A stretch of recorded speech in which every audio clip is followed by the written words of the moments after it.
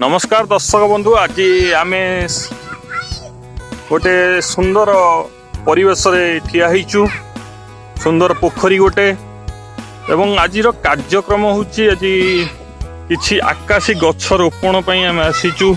वृक्षरोपण आपण माने जानथिबे, वृक्षरोपण निहाती भाव में परिवेश संतुलन पई एवं अम्लजान अभाव को दूर करिया पई निश्चित भाव में वृक्षरोपण आवश्यकता रही एवं से वृक्षरोपण कार्य आज आम जोग देइचु। गछ रोपण कार्य चालू रही। गछ सीधा रहा आम सामान्य बत्ता खंडे दे सीधा रखार व्यवस्था करूँ एवं यह पोखरी हुड़ारे पोखरी चारिपटे आम रोपण करूँ जहाँकि लाभप्रद हम। तृतीय गछ रोपण कार्य चालू रही।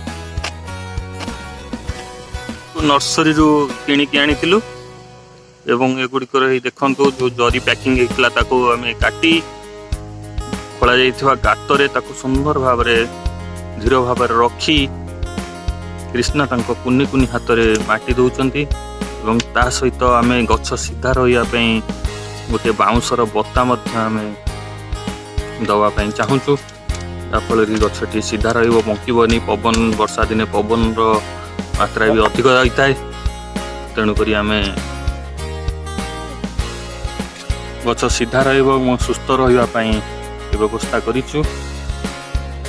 सुंदर भाव में माटी दि जाउची। सतरे परिवेश संतुलन निश्चित भाव में गछर आवश्यकता निहाती भाव रही। वृक्षरोपण निहाती आवश्यक। परिवेश अम्लजान परिमाण ह्रास पाइबार लगी। कोरोना टाइम रे अम्लजान अभाव निहाती भाव में देखा जाइए। परिवेश अम्लजान को भरपूर रखापी आमको वृक्षरोपण करने निहाती दरकार। कृष्णा तांकर कुनी कुनी हाथ में सजई चली। चतुर्थ नंबर गछ रोपण हो सारी। 10टी गछ लगेबार एथर प्रोग्राम रखी। आज दिन 10टी गछ लगेबू जहाँकि लाभप्रद सहित परिवेश नित्यांत आवश्यक।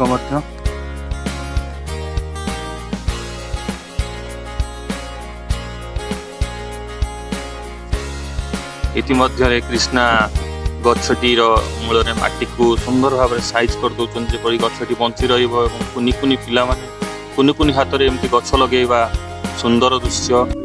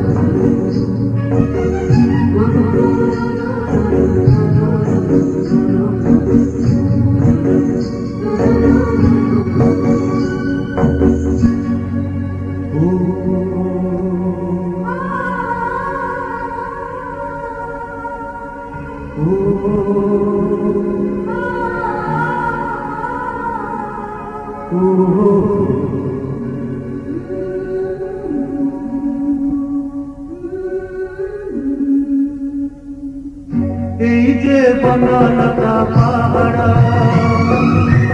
पहाड़े दिसे केड़े सुंदर। बनलता पहाड़े दिसे केड़े सुंदर।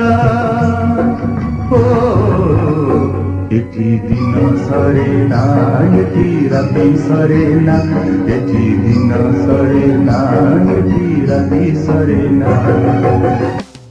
कुनी गछटे धरी जमी कुनी कौल पिला हाथ में कौल गछ निश्चित भाव में से शिक्षा पाइबा आगु परिवेश संतुलन वृक्षर आवश्यकता।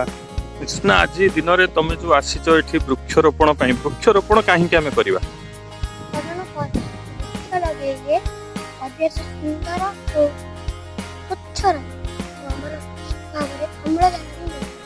धन्यवाद।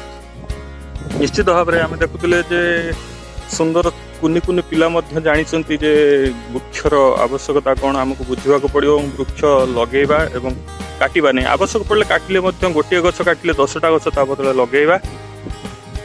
କୁନି କୁନି ପିଲାମାନଙ୍କୁ ମଧ୍ୟ ଏ ଶିକ୍ଷା ଦେବା। ନିଶ୍ଚିତ ଭାବରେ ଚାଲ ଶେଷ ଗଛଟି ତୁମେ ଧରିଛ ତାହାକୁ ଲଗେଇବା ଏବଂ ଆଜିର ଦିନର କାର୍ଯ୍ୟଟିକୁ ଆମେ ସମାପ୍ତ କରିବା।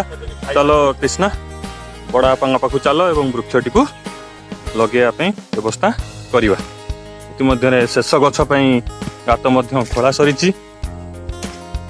ନିଶ୍ଚିତ ଭାବରେ କୁନି କୁନି ପିଲାମାନେ ମଧ୍ୟ ଜାଣିଛନ୍ତି ଯେ ଗଛର ମହତ୍ଵ। ଆମର ଆଜି ବୃକ୍ଷରୋପଣ କାର୍ଯ୍ୟ ସମାପ୍ତ ହୋଇଛି। 10ଟି ଗଛ ଆମେ ଇତିମଧ୍ୟରେ ରୋପଣ କରିଛୁ ଏବଂ ଦେଖିଲେ ତ କିପରି ଭାବରେ ବୃକ୍ଷର ଆବଶ୍ୟକତା ରହିଛି। କୁନି ପିଲାଟିଏ କହିଲା ଆମେ ନିଶ୍ଚିତ ଭାବରେ ସଂକଳ୍ପ ନେବା, ସବୁ ଜାଗାରେ ସବୁ ସୁଯୋଗରେ ଆମେ ଗଛ ଲଗାଇବା, ପ୍ରତିଟି ଅକେଜନକୁ ଗଛ ଲଗାଇ ସେଲିବ୍ରେସନ୍ କରିବା।